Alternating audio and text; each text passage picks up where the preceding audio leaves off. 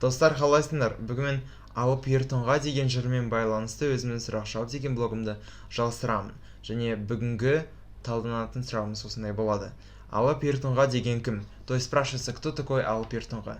Жауабымызды сіз видеоның астында көре аласыздар, және жауабымыз осындай болады. Алып Ертонға жыры сақтар дәуірінен бері сақталған ежелгі қаһармандық жыр.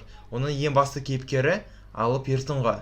Ертонға Тұран елінің ержүрек батыры, әскери қолбасшысы және билеушісі. Түркілер өз батырларына алып деген мәртебелі сөзді қосқан екен. Алып Ертонға жырының негізгі идеясы өз туған жерін қорғау. Сол Алып Ертонға өз атамекенін Тұранды сыртқы жаудан қорғаған.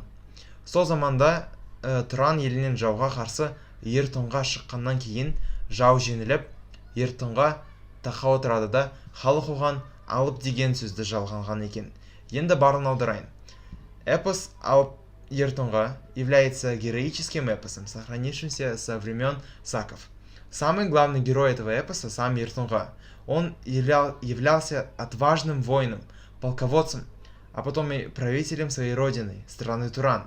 Тюрки добавляли слово «алып» своим героям, что означало «большой богатырь, имеющий огромную силу». Это слово добавляло и добавляет высокий авторитет. Самая главная идея эпоса – защита своей родины. И наш Алып Ертонға защищал свою родину, страну Туран, от врагов.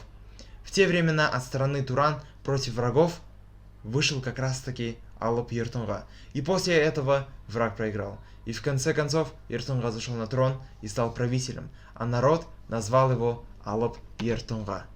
Болды достар, сау болыңыз.